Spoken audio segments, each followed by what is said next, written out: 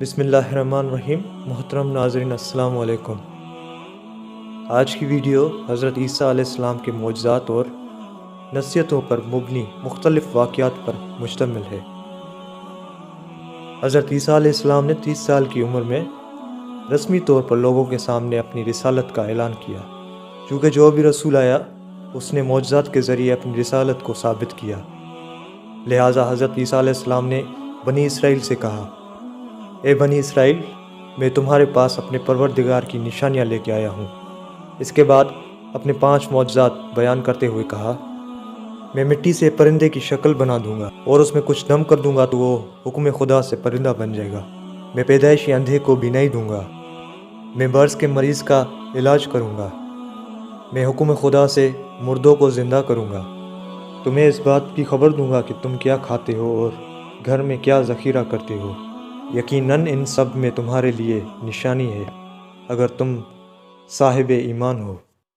اللہ میرا اور تمہارا دونوں کا رب ہے، لہٰذا اس کی عبادت کرو کہ یہاں سے صراط مستقیم ہے۔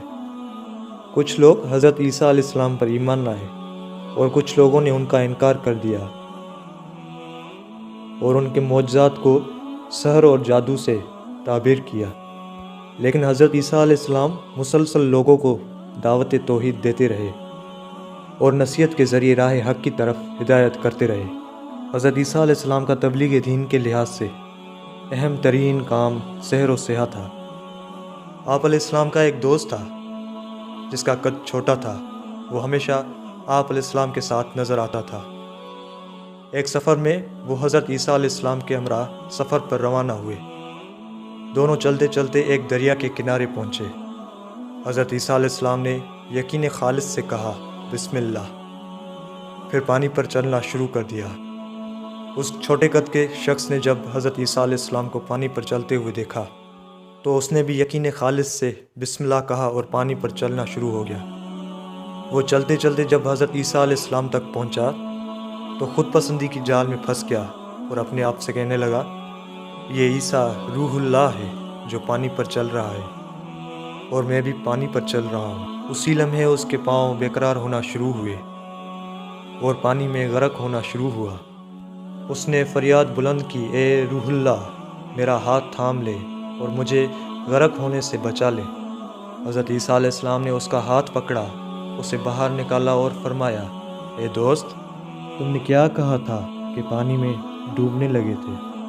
اس دوست نے کہا کہ روح اللہ بھی پانی پر چل رہے ہیں اور میں بھی پانی پر چل رہا ہوں، بس ہمارے درمیان کیا فرق ہے؟ یہی خود پسندی نے اپنے حربے میں لے لیا جس کی سزا ملی۔ حضرت عیسیٰ علیہ السلام نے فرمایا، تم نے خود پسندی کی وجہ سے اپنے آپ کو اس مقام و مرتبے پر سمجھا جو خدا نے تمہارے لیے قرار نہیں دیا تھا، لہٰذا تیرے اوپر خدا کا غضب نازل ہوا۔ جو کچھ تم نے کہا ہے اب اس سب سے توبہ کرو۔ اس شخص نے توبہ کی، اس کے بعد اسے وہی مقام و مرتبہ مل گیا جس پر خدا نے اسے فائز کیا تھا۔